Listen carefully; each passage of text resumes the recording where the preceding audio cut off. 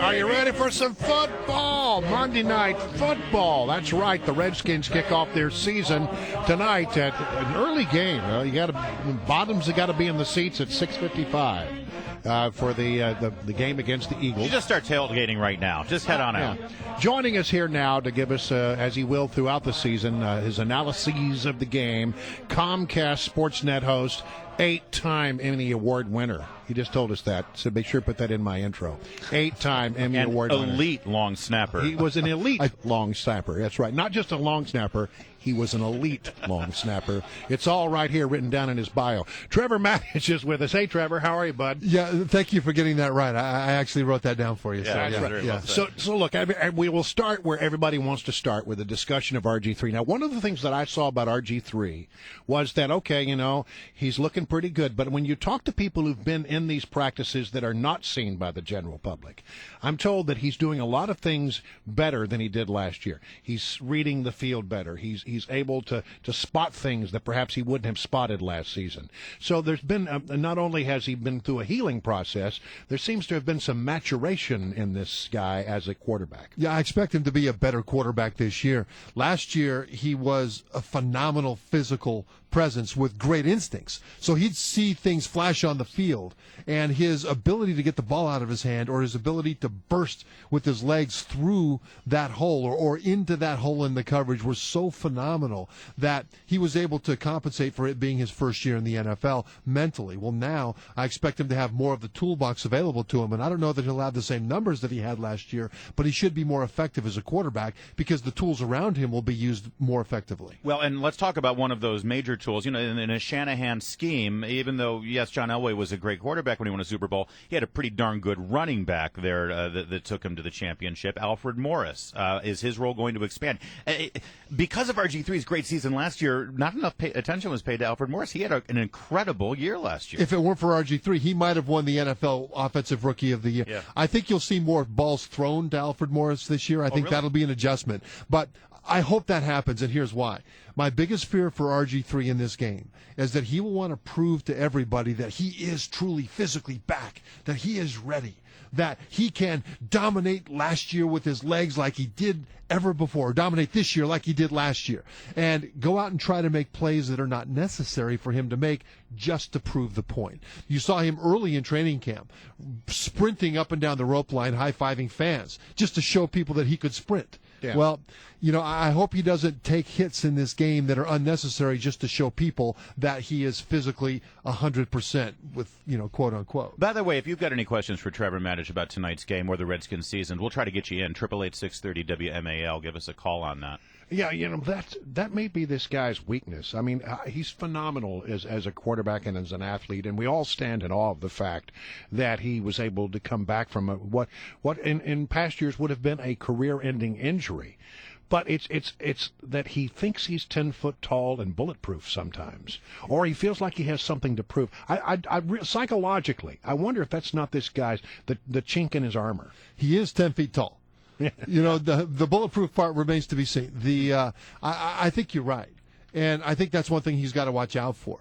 This is a game against Philadelphia. You want that attitude in a quarterback. You want that attitude, but you don't want it to creep into the game plan. Yeah. Right. Because what he needs to do is let his teammates do the heavy lifting physically, unless the game gets to a point to where he now has to do it. In other words, if there are 5 yards to get and he's scrambling, get 3 of those 5 and then get on the ground. Yeah. If he could scramble out to maybe gain 4 or 5 yards or just throw it out of bounds, throw it out of bounds. Now, as the game wears on and you get into the second half, if the game is close and his teammates aren't making the plays necessary, then he'll need to expose his body more to those hits. But right now, he needs to have the savvy to know that he's a hero if they win the game.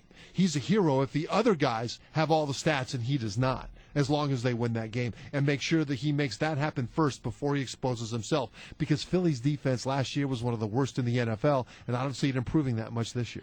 Redskins great. Trevor Matich is our guest. He's our Redskins analyst all season long, and of course you see him on the pregame and postgame shows there on that television if you have to watch TV.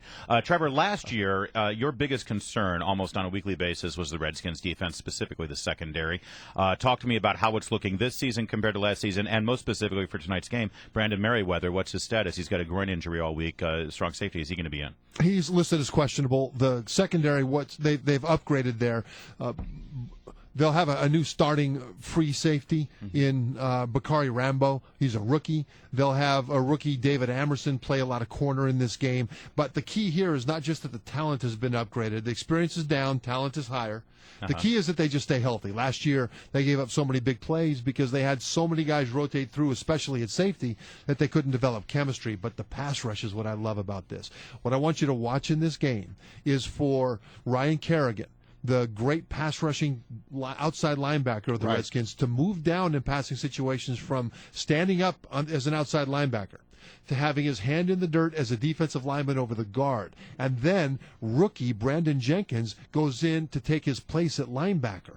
That puts an extra pass rusher on the field. It allows Kerrigan to rush over a guard who's not used to a guy with his physical skills at that position, and it gets more capability, just like the New York Giants used to do when they won those 2 Super Bowls. You get 4 outstanding pass rushers on the field in 3rd and long, and the Redskins will be doing more of that this year. So I like that kind of football. So they'll be dogging Michael Vick tonight. Not just dogging Michael Vick. Oh, see what I did there? Thank you very much. I fell into it too. Yeah. He had to go. It's not too soon, is it? You were no. It's okay now. Always with Vic. Come on. So here's the other thing. You were talking before we got on the air about that you're overall very impressed with the depth that we now have on this team, because I mean people are going to get hurt and the number 2s have to come up across the board. You think we're just a stronger team? Yeah, the Redskins in years past used to overspend in free agency on the top of the roster, and they missed as often as they hit.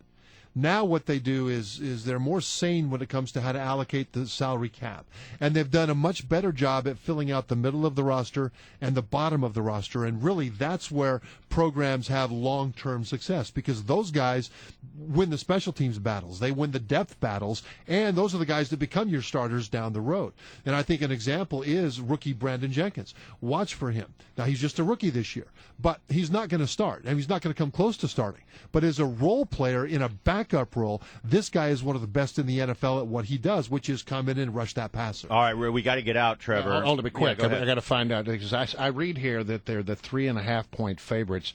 And my friend over here gave away 8.5 points in our bet with the radio guy up in Philadelphia. You know, that's because he's lost so much weight, he doesn't want to be tempted by all those cheesesteaks down here. So he's shaving points and throwing the bet is what he's doing. Exactly. I think the Redskins win, but I'm not confident that it's going to be a blowout. You know, a lot of people are saying the Redskins will run them out of the field. Yeah. I don't know about that, just because there's so much inconsistency in the first game of the year when it's finally full speed for 4 quarters. That hasn't happened yet. Do you agree it's going to be a high-scoring game, though, with a lot of offense on both sides? I think it'll be a lower-scoring game than people expect. Yeah. There we go. All right, Trevor Matich, can't wait to talk to you tomorrow. You can tell us what happened tonight. And I hope you enjoy those cheesesteaks. Thank you. We will.